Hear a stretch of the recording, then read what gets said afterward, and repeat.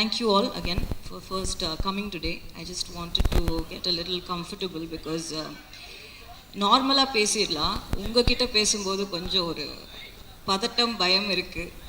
I think it's very natural. So Lal Salaam படத்தோட கதை என்ன அப்படின்னா, தேர் திருவிழா ஒரு ஊர், அந்த ஊரில் நடக்கிற ஒரு கிரிக்கெட் மேட்ச், அந்த கிரிக்கெட் மேட்ச்சில் நடக்கிற ஒரு பிரச்சனைனால அந்த ஊரில் என்ன நடக்குது அப்படின்றது தான் இந்த கதை. ஸோ இதுக்கு மேலே கதையை பற்றி நிறைய சொல்லக்கூடாதுன்னு நான் நினைக்கிறேன். ஏன்னா கதை பேசணும், படம் பேசணும். படத்தை எல்லாத்தையும் சொல்லிட்டா அப்புறம் படம் பார்க்கும்போது அதில் பெரிய எக்ஸைட்மெண்ட் ஒன்றும் இருக்காது. அதுக்காக படத்தை பற்றி எதுவும் சொல்லாமையும் இல்லை. ஒரு விளையாட்டுனா என்ன, விளையாட்டு வினையா முடிஞ்சால் என்ன ஆகும் அப்படின்றது தான் இந்த படத்தோட க்ரக்ஸ். விஷ்ணு ரங்கசாமி அவங்க தான் இந்த படத்தோட ரைட்டர், சினிமாட்டோகிராஃபர். அவங்க எனக்கு 2 கதை சொன்னாங்க. ஃபஸ்ட்டு நான் அப்போ படம் பண்ணுற ஒரு ஐடியாவில் இல்லை. நான் ஆக்சுவலி ஒரு மியூசிக் வீடியோ பண்ணேன். அது கூட சும்மா ஒரு டைம் பாஸாக சரி பண்ணலாம் அப்படின்றதுனால. பசங்க வளர்ந்துட்டாங்க, கொஞ்ச நாளாக ரொம்ப பிஸியாக பசங்களோடு இருந்தேன். அண்ட் அதுதான் எனக்கு பண்ணணும்னு தோணுச்சு. அதனால் நான் வைராஜாவைக்கு அப்புறம் ஒரு பிரேக் எடுத்துக்கிட்டேன்.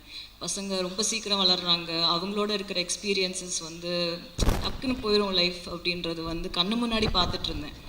சரின்னு அந்த பிரேக் எடுத்த டைமில் இது சும்மா டைம் இருக்குது அப்படின்றதுனால பண்ணப்போ he happened to be the cinematographer. Actually நான் கேட்டது மற்றவங்க நிறைய பேரை கேட்டேன். பட் அந்த டைமில் அவங்க there was no dates. So he happened to come. And வந்தப்போ நாங்கள் திருப்பி மீட் பண்ணோம். எனக்கு 3 டைம்லேருந்தே விஷ்ணுவை நல்லா தெரியும். நிறைய படிப்பாங்க. எப்போவுமே செட்டில் ஒர்க் இல்லைன்னா லைட்டெல்லாம் ஃபிக்ஸ் பண்ணிட்டா உட்காந்து படிச்சுட்டு இருப்பாங்க. நான் விஷ்ணுவை ஃபோனோட பார்த்ததே கிடையாது, யார்கிட்டையும் பேசி பார்த்தது கிடையாது. ஸோ அந்த மாதிரி தான் இருப்பாங்க. Very less words thinking more kind of a person. So இந்த மாதிரி ஒரு கதை இருக்குது மேம், 2 கதை இருக்குது, நீங்கள் கேட்குறீங்களான்னாங்க. சரி சும்மா சொல்லுங்கன்றப்போ ஒரு லவ் ஸ்டோரி சொன்னாங்க, லால் சலாம் சொன்னாங்க. லால் சலாம் அப்போ வேறு டைட்டிலாக இருந்தது படத்துக்கு. படம் திசையட்டும் பரவட்டும் அப்படின்னு வச்சுருந்தாங்க. வச்சப்போ எனக்கு 2 கதையும் கேட்டேன், எனக்கு 2 கதையும் பிடிச்சிது. சொல்கிறேன்னு சொன்னேன். அடுத்த நாள் ஃபோன் பண்ணி இந்த படம் பண்ணலாம் அப்படின்னு. அவங்க கண்டிப்பாக மேம்னு கேட்டாங்க. ஏன் அப்படின்னு கேட்டதுக்கு, இல்லை மேம் இது உங்களோட கம்ஃபர்ட் ஜோன்லேருந்து ரொம்ப வெளியே இருக்குது படம். இது ஒரு டவுன் பேக்ரவுண்டு, செஞ்சி, திருவண்ணாமலை, இந்த மாதிரி. எனக்கு மாற்ற கதை எப்படி எழுதியிருக்கணும் அப்படியே எடுக்கணும்னு ஆசையாக இருக்குது. உங்களால் பண்ண முடியும்னு நினைக்கிறீங்களான்னு கேட்டாங்க. அப்போது பண்ண முடியாதுன்னு நினச்சிங்கன்னா ஏன் சொன்னீங்கன்னு கேட்டேன்.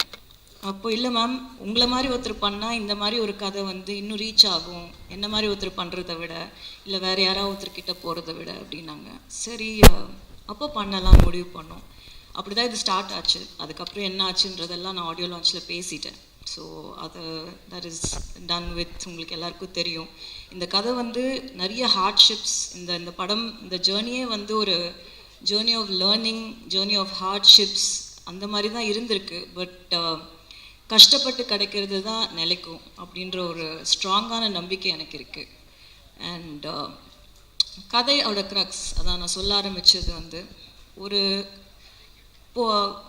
விளையாட்டு வினையாகும், ஒரு போட்டி, ஒரு விளையாடுறோம். எதுக்கு விளையாடுறோம்? ஒரு கேம் எதுக்கு விளையாடுறோம் அப்படின்னா, நம்ம ஹெல்த்துக்காக, நம்ம சந்தோஷத்துக்காக, அதை நம்ம என்ஜாய் பண்ணுறோம், அதுக்காக ஒரு கேம் விளையாடுறோம்.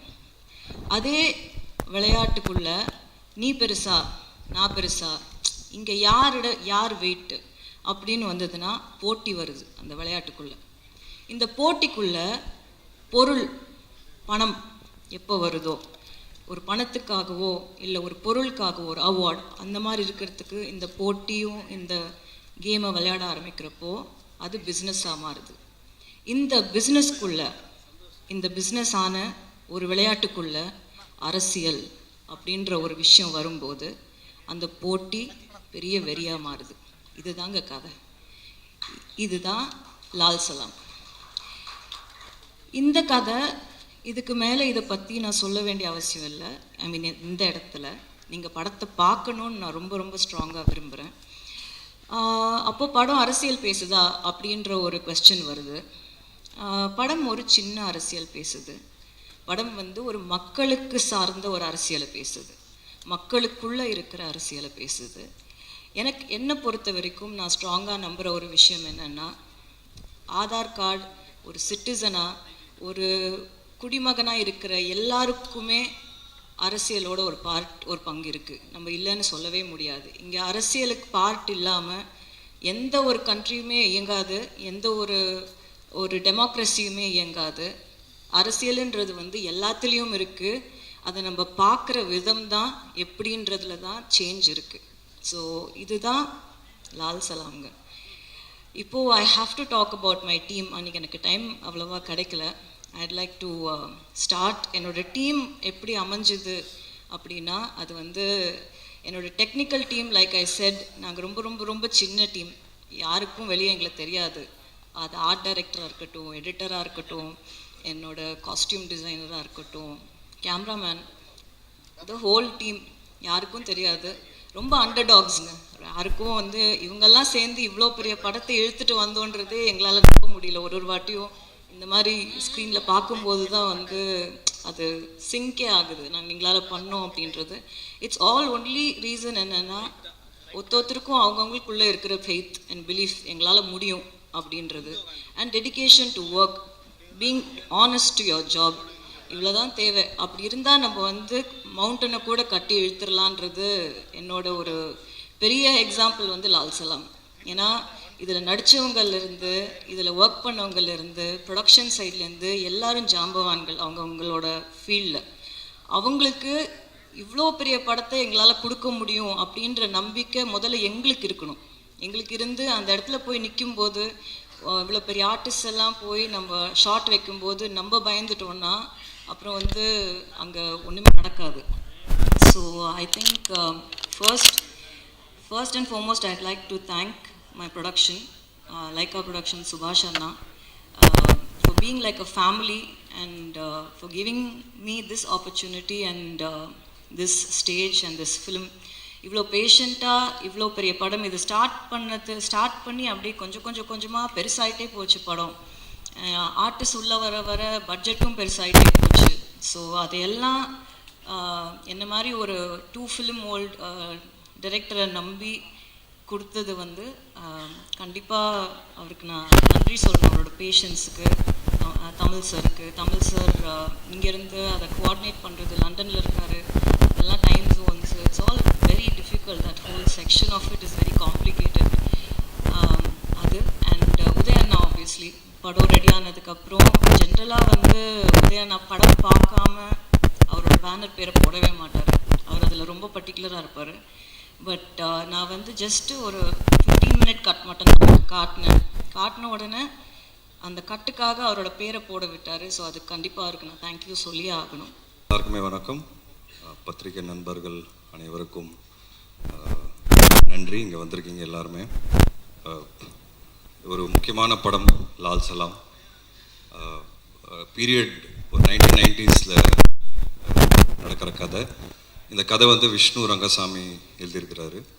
உண்மையான ரியல் இன்சிடென்ட்ஸை வச்சு பேஸ் பண்ணி அவர் இந்த கதையை எழுதினார். அண்ட் ஃபிக்ஷனும் இருக்குது. ஸோ நிறைய ரியல் இன்சிடென்ட்ஸை வந்து கோர்த்து அதில் கிரிக்கெட் ஒரு முக்கியமான பார்ட் ப்ளே பண்ணுது. அண்ட் ஐஸ்வர்யா ரஜினிகாந்த் அவங்க வந்து இதுக்கு ஸ்க்ரீன் ப்ளே அண்ட் டைரக்ஷன் ரொம்ப பியூட்டிஃபுல்லாக அந்த கதையை வந்து ஸ்க்ரீனில் கொண்டு வந்திருக்காங்கன்னு நான் சொல்லுவேன்.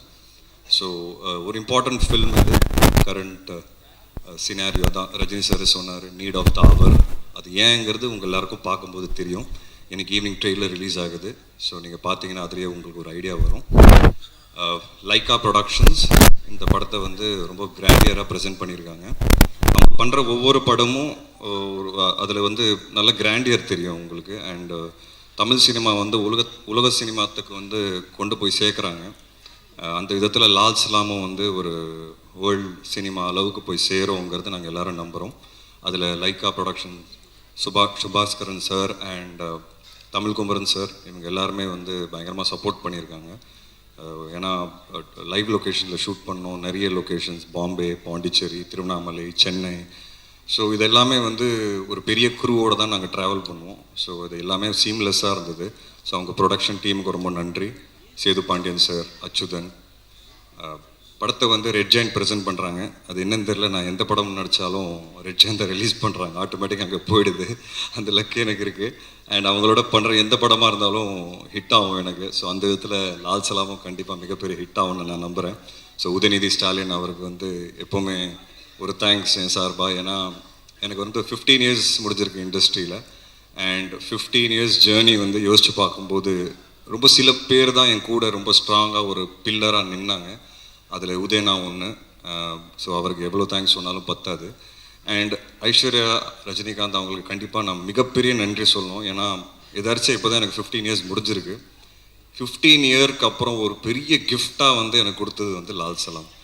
இது வந்து என்னோடய ஜேர்னி வந்து என்னோடய ஸ்ட்ரகிள்ஸை வந்து ரீவைண்ட் பண்ணி பார்க்கும்போது இன்றைக்கி அந்த கிஃப்ட், இவ்வளோ பெரிய கிஃப்ட் எனக்கு கிடச்சிருக்குங்கிறது உண்மையாக அவங்கனால தான் அது நடந்தது. ஏன்னா தலைவரோட ஒரு சீன் நடிச்சிட மாட்டோமா, தலைவரை பார்த்துட மாட்டோமாங்கிற நிறைய பேர் ஏங்குவாங்க. ஸோ தலைவர் பக்கத்தில், தலைவர் கீழே ஒரு ஹீரோவாக வந்து இந்த வாய்ப்பு வந்து மிகப்பெரிய வாய்ப்பு. So it sums up my journey. நான் கிரவுண்டில் அவரை பார்த்தேன். அந்த டைமில் மேட்ச் பார்க்குறதுக்கு வந்தார். ஸோ அவர் அங்கே அன்றைக்கி பார்த்தேன். இப்போது நேரில் ஷூட்டிங் அப்போ பார்த்தேன். ஸோ அந்த ஃபீலிங் எனக்கு வேறு மாதிரி இருந்தது. அது கிரிக்கெட் படத்தில் நடிக்கணும்னு இருந்திருக்கு, நடக்கணும்னு இருந்திருக்கு.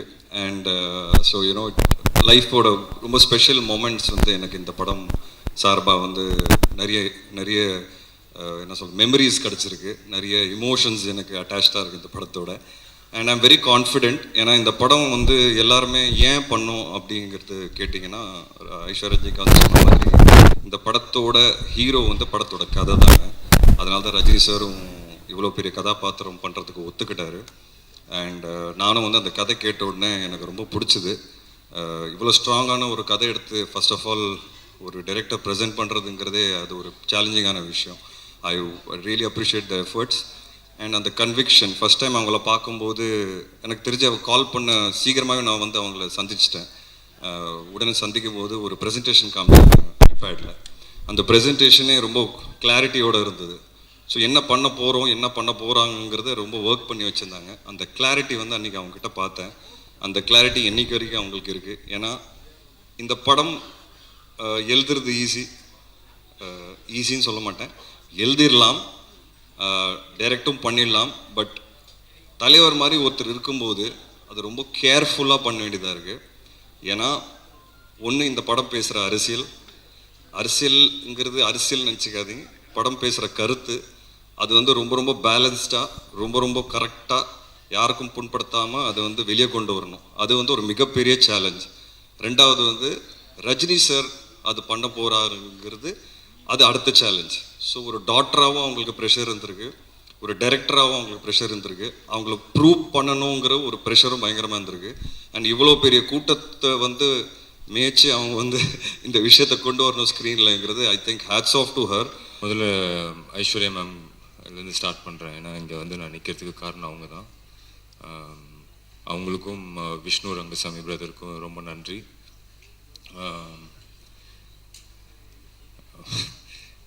என்ன சொல்கிறதுன்னு தெரிலனா,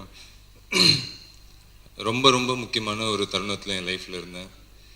ஏன்னா இந்த கொரோனா அதெல்லாம் வந்து ஆல்ரெடி ஒரு தடவை அந்த மாதிரி ஃபீல் பண்ணியிருக்கேன். பட் ஆனால் ஆயிடுச்சு, 16-17 வருஷம் ஆயிடுச்சு. வந்து கரெக்டாக தான் இருக்கிறோம். கரெக்டாக எங்கே மிஸ் ஆகுது, என்ன பண்ணுறதுன்றது தெரியல. சரி போதும், சினிமா போதும் அப்படின்ற மாதிரி ஒரு மைண்ட் செட்டில் தான் இருந்தேன். அப்போது தான் வந்து எனக்கு மேம் கிட்டேருந்து ஒரு கால் வந்தது. இந்த மாதிரி அச்சு தான் ஃபோன் பண்ணாங்க, மேம் மீட் பண்ண சொன்னாங்க. போய் மீட் பண்ணும்போது நான் நினச்சேன் ஏதோ ஒரு விஷயமா இருக்கும். மேம் வில்லனாக தான் கேட்டேன். நான் போனோம் வில்லன் மாதிரி 2 பேர் பண்ணுறாங்கன்னு வில்லனாக இருக்கும், இல்லை ஏதாவது சின்ன கேரக்டர் அப்படின்னு. பட் இந்த படத்தில் ரொம்ப ஒரு முக்கியமான பார்ட் கதையை சொல்லி அதுக்கப்புறம் சார் நடிக்கிறாங்க இதெல்லாம் சொன்னாங்க. என்னால் அப்போ தான் நான் பிலீவ் பண்ணேன், கடவுள் வந்து எனக்கு கொடுத்த கிஃப்ட் இது. என்னை திருப்பி இன்னும் என்னோடய ஜேர்னி இங்கே நிறைய இருக்குது, சினிமாவில் நான் இருப்பேன் அப்படின்னு எனக்கு நம்ப வச்சது. ஸோ என்றைக்குமே நான் உங்ககிட்ட பல தடவை சொல்லியிருக்கேன், ஜாஸ்தியாக சொல்கிற மாதிரி கூட இருக்கும், உண்மையாகவே மனசார சொல்கிறேன், நான் உங்களுக்கு ரொம்ப ரொம்ப கடமைப்பட்டிருக்கேன். Thank you ma'am. அதுக்கப்புறம் விஷ்ணு பிரதர், அவர் இந்த படத்தில் போட்ட உழைப்பு வந்து ரொம்ப பெருசு. அவர் கண்டிப்பாக சினிமாவில் ஒரு நல்ல இடத்துக்கு வரணும்னு நான் கடவுளை வேண்டிக்கிறேன், கண்டிப்பாக வருவாருன்னு நான் நம்புகிறேன். ஸோ அவருக்கும் நன்றி. அதுக்கப்புறம் செந்திலனெல்லாம் வந்து எனக்கு இவ்வளோண்டு வயசுலேருந்து தெரியும். ராமராஜன் சார் வீட்டுக்கு வந்து அவர் கவுண்டமணி சார்லாம் வந்து சீட்டு விளையாடுவாங்க, அப்போலேருந்து தெரியும். அப்புறம் தம்பி ராமையா சார், எனக்கு எப்படியாவது ஒரு நல்லது நடந்துடணும் அப்படின்னு நினைக்கிற ஒருத்தங்களில் சாரும் ஒருத்தங்க. அதுக்கப்புறம் எனக்கு மூணார் ரமேஷ் அண்ணா வந்து இந்த படத்து மூலிமா வந்து அவர் வந்து டெய்லி ஃபோன் பண்ணி என்னடா தம்பி அப்படின்ட்டு உரிமையாக பேசிகிட்டு இருக்கிறோம். ஸோ அவ்வளோ க்ளோஸ் ஆகிட்டாங்க, ரொம்ப நன்றிண்ணா. தங்கதுரை, சில நேரங்களில் நானும் விஷ்ணுவும் ஆக்சுவலி நிறையவே ஓட்டியிருக்கோம், அந்த ஃப்ளோவில் நிறையா ஓட்டியிருக்கோம். பட் எதையுமே ஃபீல் பண்ணாமல் எப்போவுமே சந்தோஷமாக இருப்பாப்புல. ஏதாவது ஹர்ட் பண்ணியிருந்தா சாரி. அதுக்கப்புறம் நான் வரேன். அப்புறம் Nirosha ma'am, thank you, it was very nice working with you. Vivek Prasanna brother, அதே தான் எனக்கு வந்து ரொம்ப கொஞ்ச நாள் தான் பழகணும், ஆனால் வந்து ஒரு பிரதர் மாதிரி பார்க்குறாரு. இந்த மாதிரி இந்த கதை கேட்டேன், உனக்கு இது நல்லாயிருக்கும் அப்படின்லாம் ரெகுலராக ஃபோன் பண்ணி பேசுகிற அளவுக்கு என் மேலே அக்கறை வச்சுருக்கீங்க. Thanks brother. ஊடகம், தொலைக்காட்சி, இணையதள நண்பர்கள் ஒவ்வொருவருக்கும் என்னுடைய மனமார்ந்த வணக்கங்கள், நன்றிகள். லால் சலாம், ரொம்ப வெயிட் பண்ணிகிட்ருக்கேன். 9ஆம் தேதி எப்போ வரும், முடிஞ்சால் 8ஆம் தேதி அமெரிக்காவில் போய் பார்த்துடலாமான்னு யோசிக்கிறேன். பட் விசா கிடைக்கல, இல்லைனா போயிட்டு பார்த்துட்டு வந்துடுவேன். அந்த பாஸ்போர்ட் இருக்குதுங்க, என் நண்பர்லாம் நிறைய பேர் இருக்காங்க. விஷ்ணு சால் பிரதர், பாஸ்போர்ட் ஒன்றுமே எனக்கு ஞாபகம் வருது. இல்லை பாஸ்போர்ட்டில் ஒருத்தர் அப்படியே என்ன பண்ணிட்டாங்க, நம்ம திவாகர் அவங்க வீட்டில் பாஸ்போர்ட்டில் பின்னாடி வந்து கத்திரிக்காய் 1/2 கிலோ, வெங்காயம் 3/4 கிலோ டைரி நினச்சி எழுதி வச்சுருக்காங்க பாஸ்போர்ட்டில். அந்த ஞாபகம் வந்துச்சு எனக்கு. அப்புறம் திருப்பி அனுப்பிச்சி விட்டாங்க ஒரு ஏர்போர்ட்டில் போயிட்டு. சாரி மேம், நீங்கள் இன்டாக்ட் பண்ணுறீங்க வந்து நான் படம் ரொம்ப எதிர்பார்த்துட்ருக்கேன். லைஃப்பில் எனக்கு ஒரு முக்கியமான படம். தலைவர் சூப்பர் ஸ்டார் ரஜினி சார் கூட நம்ம நடிக்கிறோன்றது ரொம்ப ஒரு பெரிய விஷயமா இருக்குது. அது எனக்கு ரொம்ப இப்போ கூட கனவு மாதிரி இருந்தது. ரொம்ப பிரம்மாண்டமாக எடுத்திருக்காங்க படத்தை. ஐஸ்வர்யா மேம்க்கு ஒரு நன்றி சொல்லணும். ஏன்னா எப்போவுமே எல்லா படத்துலையும் நான் காமெடிலாம் பண்ணிகிட்டு இருப்பேன், இந்த படத்தில் ஒரு கேரக்டராகவே என்னை வந்து சூப்பராக காமிச்சிருக்காங்க. ரொம்ப thank you so much ma'am. Shooting வந்து பார்த்தீங்கன்னா ஒரு ஊரே கிளம்பி வரும், டெய்லியும் ஒரு வில்லேஜே ஷூட்டிங் நடிச்சிட்டு இருப்பாங்க. அந்தளவுக்கு அவ்வளோ க்ரௌடு. சில பேர்லாம் அந்த தேர் திருவிழா சாங் எடுக்கும் போதெல்லாம் சாமி வந்து ஆடினாங்க அப்படியே அங்கேயே. அவங்கள கண்ட்ரோல் பண்ணுறதுக்கு போயிட்டு இவ்வளோ பேர் 10 பேர் ஆடுறாங்க, அப்படியே கும்பலாக ஆடுறாங்க சாமி வந்து. அந்தளவுக்கு ரொம்ப லைவாக எடுத்தாங்க ஷூட்டிங்கை. ஒரு ரொம்ப நல்ல ஒரு எக்ஸ்பீரியன்ஸு. ஷூட்டிங் முடிஞ்சோடனே ஏதோ காலேஜ் முடிஞ்சு வீட்டுக்கு போகிற மாதிரி ஃபீல் ஆகிடுச்சு எனக்கு, ஏன்னா இது முடிஞ்சிச்சு அப்படின்ட்டு. அந்தளவுக்கு ஒரு நட்பு எல்லாரும் கூடயுமே. விஷ்ணு சால் பிரதர், விக்ராந்த் பிரதர். விஷ்ணு சால் பிரதர் வந்து பார்த்தீங்கன்னா உண்மையிலேயே அவங்க 2 பேருமே வந்து கிரிக்கெட்டில் பெரிய லெவலு. அவங்களுக்கு இருக்கிற பொட்டன்சியல் பார்த்தீங்கன்னா இந்தியன் கிரிக்கெட் டீம்லேயே ஆடுற அளவுக்கு பொட்டன்சியல், அந்தளவுக்கு சூப்பராக ஆனாங்க கிரிக்கெட்டு. பட் நம்ம ஏதோ வீட்டில் கிரிக்கெட்டு விளையாடிட்டு இருக்கோம். ஆனால் கற்றுக் கொடுத்தாங்க எனக்கு, எப்படி பண்ணணும், போலிங் எப்படி போடணும் எல்லாம் சொல்லி கொடுத்தாரு. சொல்லி கொடுத்தது இல்லாமல் என்னை வச்சு செஞ்சாங்க ஃபுல்லாங்க. மேட்ச்சில் செஞ்சு எங்கெல்லாம் பால் ஸ்பீடாக வருமோ வேகமாக வருமோ அங்கெல்லாம் போய் நம்ம நிற்க வைக்கிறது. அவர் விக்ராந்த் இருக்காரு பார்த்தீங்கன்னா, கரெக்டாக அடிப்பார். நான் எங்கேயாச்சும் ஓரமாக கூட கரெக்டாக பார்த்து அடிப்பார். அந்த மாதிரிலாம் ஜாலியாக ஃபன் பண்ணிட்டு இருந்தாங்க. அப்புறம் தம்பி ராமையா சார் கூடலாம் நடிக்கிறதுலாம் வந்து ஒரு பெரிய கிஃப்ட் எனக்கு. செந்தில் சாரோட எக்ஸ்பீரியன்ஸ்லாம் நிறைய சொன்னார். Thank you so much sir. Senthil sir, Munnar Ramesh அண்ணன், நம்ம விவேக் பிரசன்னா பிரதர், அவர் வேறு லெவல் பர்ஃபார்மரு, நிரோஷா மேமு, நம்ம திவாகர், நிறைய நடிகர்கள். ஒரு யூனிவர்சிட்டிக்குள்ளே போன மாதிரி இருந்தது, ஒரு ஃபிலிம் யூனிவர்சிட்டிக்குள்ளே போன மாதிரி இருந்தது எனக்கு. அவ்வளோ ஆக்டர்ஸு, நம்ம சினிமோட்டோகிராஃபர் விஷ்ணு ரங்கசாமி சார், எல்லாமே அவங்களோட அந்த எக்ஸ்பீரியன்ஸை வந்து நான் கொஞ்சம் கற்றுக்கிட்டு வந்திருக்கேன் அவங்ககிட்டலாம் சினிமாவை.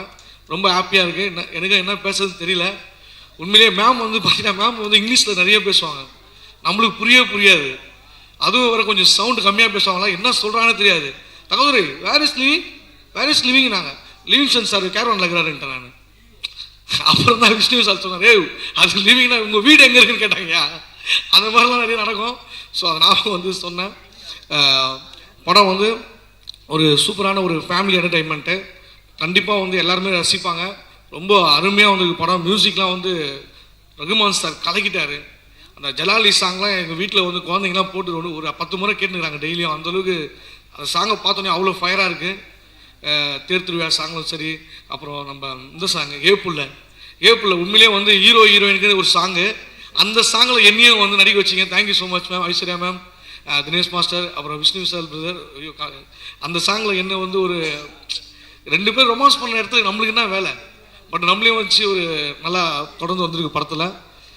தேங்க்யூ ஸோ மச், ரொம்ப நன்றி, ஒவ்வொருத்தருக்குமே நன்றி. Thank you so much ma'am. படம் எப்போ 9ஆம் தேதி ரிலீஸ் ஆகுது. ஸோ படத்துக்காக வெயிட் பண்ணுறேன். தேங்க்யூ. வணக்கம். Standing this stage first Aishwarya மேம்க்கு தான் நன்றி சொல்லணும். என்னோட ட்ரீம் ஹேஸ் கம் ட்ரூ. ஏன்னா ரஜினி சார் கூட நடிக்கணும்னு ரொம்ப நாள் ஆசை. I miss the opportunity. அவர் கூட ஆக்சுவலி ஒரு படம் நடிக்க வேண்டியதாக இருந்தது. எல்லாம் ஓகேயா, என்னோடய தெலுங்கு படம் ரீமேக். அது சார் ஓகே பண்ணி எல்லாம் பண்ணோன்னு there was a movie which had similar base இருந்தனால அந்த படம் பண்ண முடியாமல் போச்சு. சரி, ஒரு சின்ன கவலை.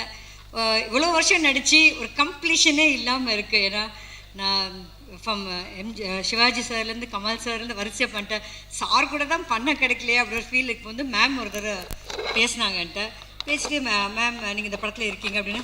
ஒரே எக்ஸைட்டட். ஓகே நம்ம சார் பக்கத்தில் நடிக்க போகிறோம். ஓகே ஆக்சுவலி அவர் ஜோடியாக இருப்பேன்னு நான் நினச்சி கூட பார்க்கல மேம் சொல்ல போகும்போது. எல்லாம் கேட்டுட்டு, மேம் நீங்கள் அப்பாவுக்கு ஜோடியாக நடிக்க. சரிங்க மேம். என்ன மேம் சொன்னீங்க, என்ன சொன்னீங்க அப்படின்னு அப்பாவுக்கு நிச்சயமாக கிள்ளிலாம் பார்த்து ரொம்ப எக்ஸைட் ஆகிட்டேன். ரொம்ப தேங்க்ஸ் மேம். என்னோட இண்டஸ்ட்ரி கம்ப்ளீஷன் உங்களால் நடந்தது. ரொம்ப ரொம்ப ரொம்ப thanks. I'm very honoured and thrilled working with sir. Because அப்படி ஒரு ஆர்டிஸ்ட் கூட நடிக்க சான்ஸ் வாய்ப்பு எனக்கு கிடச்சிருக்கேன். பிகாஸ் நீங்கள் ப்ரொஃபஷ்னலாக எடுத்துக்கலாம், ஒரு எக்ஸ்ட்ராடினரி ஹியூமன் பீயிங் கூட ஒர்க் பண்ணுறேன்னா இட்ஸ் பிளெஸிங் ஃபார் மீ. ரொம்ப சந்தோஷமாக இருக்குது. அதுக்கு ஈக்குவலாக பேலன்ஸ் பண்ணி எல்லா ஆர்டிஸ்டும் பார்த்திங்கன்னா விஷ்ணு சார்லேருந்து விக்ராந்த்லேருந்து தம்பி ராம சார்லேருந்து செந்திலான மை ஃபேவரட், இவங்க எல்லாம் கூட நடிக்க போகும்போது it's nice combo. And I was very more happy. அப்படின்னா ஒரு லேடி டேரக்டர் கூட ஒர்க் பண்ணணும்னு ஆசைப்பட்டேன். மேம் சொன்னேன், மேம் நான் ரொம்ப எக்ஸைட்டட் மேம், லேடி டேரக்டரோட ஒர்க் பண்ணுறேன். மேம் வந்து சாரோட டாக்டர் ஓகே எல்லாருக்கும் அப்படின்னு ஆக்சுவலி பார்த்தா உல்ட்டாவாக இருந்தாங்க மேம். எனக்கே ஷார்ட்டில் நீங்கள் பட மேம் என்ன சொல்லிடுவாங்களோ கரெக்டாக பண்ணுறோன்னு. என்ன வேணுமோ என்ன தேவையோ பக்கா ஃபோக்கஸ் பண்ணி அதை வேலையை பார்த்தாங்க. It was amazing ma'am. நான் work with so many directors. Hats off you ma'am. Extraordinary. It's really nice. I'm so proud I worked with a lady artist ma'am. எனக்கும் பெருமையாக இருக்கு மேம், ஒரு லேடி ஆர்டிஸ்ட் நம்மளும் இந்த மாதிரி மேம் கூட அசிஸ்டண்ட்டாக ஒர்க் பண்ண இன்னும் நல்லா கற்றுக்கலான்னு ஒரு ஆசை இருந்தது. And nice extreme dedicated lady and very proud to see that ma'am. நிஜமாவே எல்லாருமே வந்து கோல்டன் ஸ்பூனில் பிறந்தவங்க ஓகே எடுங்க பார்த்துக்கலாம் அப்படின்னு இருப்பாங்க. அப்படி இல்லை, இறங்கி களத்தில் இறங்கி வேலை பார்க்குறாங்க. வந்து ரொம்ப நல்ல விஷயம் ma'am. And lot for giving this opportunity ma'am, and excited, thrilled, and God bless you ma'am. I'm sure கண்டிப்பா இந்த படம் நல்லா ஓடும் because lovely content இருக்கு. It will reach a lot of people, will make them feel, they will know about it. நால thank you once again. Thank you guys. Thanks a lot. பத்திரிகையாளர் அனைவர்களுக்கும் எங்களுடைய வணக்கம். நான் வந்து தலைவர் யூனிவர்ஸ். நான் சின்ன வயசுலேருந்து என்னுடைய அடையாளமே ரஜினி ரசிகன் அப்படின்றது தான். ஸ்கூல்லேருந்து காலேஜிலேருந்து பஸ் ஸ்டாண்டில் யாராவது பார்த்தா கூட கேட்பாங்க ரஜினி ஃபேனா அப்படின்னு. அந்த மாதிரி ஒரு வாழ்ந்த ஆள். ரஜினி சார் தான் நமக்கு எல்லாமே. சினிமா பார்க்குறதுக்கு ஆர்வமே ரஜினி சார் மூலயமா வந்தது தான். அப்படிப்பட்ட நான் வந்து தலைவர் கூட வந்து ஸ்க்ரீன் பிளேஸில் இருக்கிறேன்.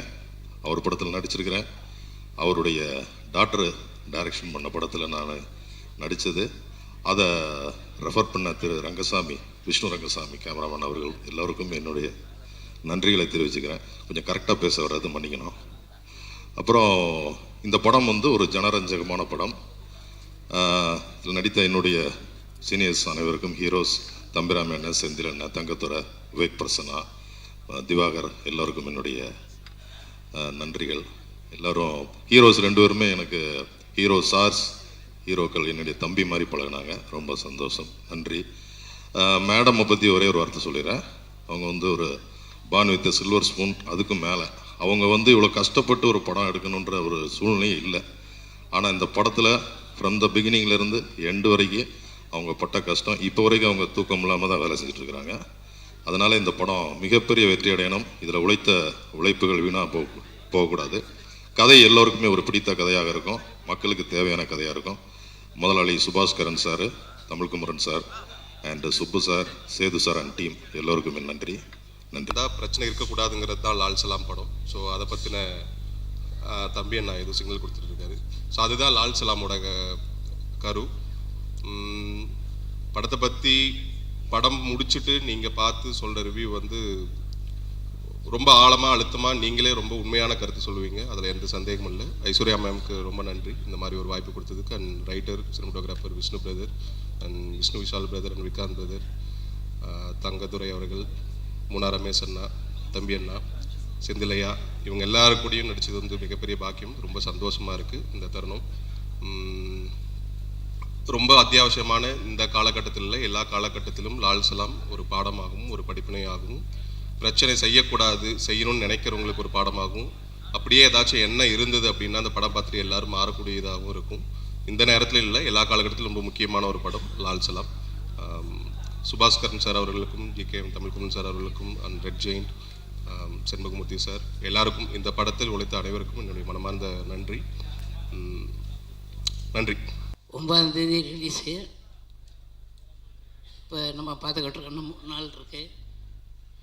இந்த படம் லால் சலாம் அன்னைக்கு இப்போ ட்ரெயினில் போட்டாங்க, அன்றைக்கி வந்திருப்பேன். அன்றைக்கி சாயங்காலம் வந்தால் நம்ம இளையராஜா மகள் இறந்து விட்டாங்க, அங்கே போயிட்டேன், மன்னிக்கணும்.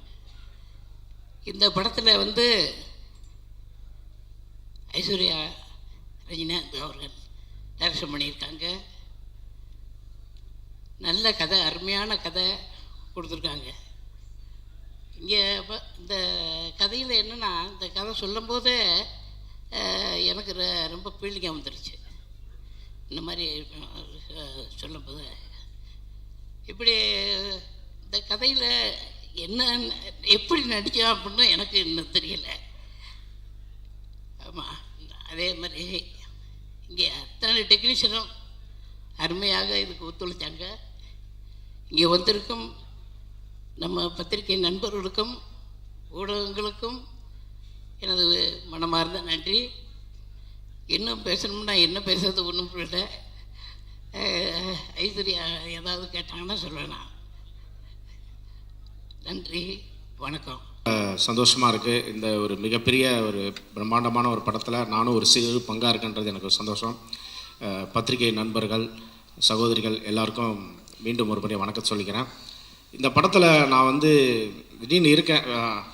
ஒரு சின்ன ஒரு கிரிக்கெட் வந்து ஒரு முக்கியமான விஷயம். அது பார்த்திங்கன்னா சின்ன கேரக்டர் தான், ஆனால் அந்த டீசர்லேயும் என்னோடய வாய்ஸ் போட்டாங்க மேடமு. அது உண்மையிலே மறக்க முடியாது. அந்த வாய்ப்பு வந்து பார்த்திங்கன்னா என்னோடய அந்த கிரிக்கெட் கமெண்ட்ரிக்காக சில அந்த கேரக்டருக்கு ரெடி பண்ணுறதுக்காக கேட்டுட்டு இருந்தாங்க. அப்போ வந்து என்னோடய கேரக்டர் வந்து ரெஃபர் பண்ணது என்னோடய நண்பர் தங்கதுரை. ஏன்னா நாம் மட்டும் நடிக்கிறோம், சரி மற்றவங்களுக்கு இந்த மாதிரி ஒரு வாய்ப்பு கொடுக்கணுன்றதே ஒரு பெரிய மனசு. தங்கதுரைக்கு நன்றி சொல்லிக்கிறேன். மேடம்கிட்ட சொன்னோடனே ஆனால் ஃபஸ்ட் டைம் மேடம்கிட்ட வந்து அந்த கிரவுண்டில் போகும்போதே ஒரு பயத்திலே போய்ட்டு இருந்தேன், சரி என்ன சொல்ல போகிறாங்களோ அப்படின்ட்டு. ஆனால் உண்மையிலே வந்து ரொம்ப ஹம்பிளாக ஒரு சில சீன் வந்து எனக்கு இல்லை, அன்றைக்கி இல்லைன்னா அவங்களே வந்து வாலண்டியராக வந்து சாரி திவாகர் உனக்கு இல்லை நாளைக்கு எடுக்கிறோம் அப்படின்னாங்க. அது வந்து உண்மையிலே சூப்பர் ஸ்டாரோடைய இருக்கக்கூடிய பண்பு குணங்கள் அப்படியே மேடம்கிட்ட இருக்குது. அது உண்மையிலே பெருமைப்படக்கூடிய விஷயம். அதுக்கப்புறம் ஒரு நாள் சீன் போயிட்டே இருந்துச்சு, திடீர்னு என்னை கூப்பிட்டாங்க. சாரை வந்து நான் எப்படா கேரவன்லேருந்து ஒரு வாரம் பார்த்துலாம் இருந்தேன், ஆனால் அவரை பக்கத்தில் நிற்க வச்சு ஒரு சீன் நடிக்கிற வாய்ப்பு கொடுத்தாங்க. தேங்க்யூ மேம், அதை என் வாழ்நாளில் மறக்கவே முடியாது. அதுக்கப்புறம் விக்ராந்த் சார், அப்புறம் விஷ்ணு விஷால் சார் எல்லாமே வந்து ஒரு ஃப்ரெண்டாக தங்கதுரையோடு இருக்கும்போது என்னையும் கூப்பிட்டு அவங்க என்ன இருக்காங்களோ ஃப்ரீ டைமில் பேசுவாங்க, ஜாலியாக இருப்பாங்க.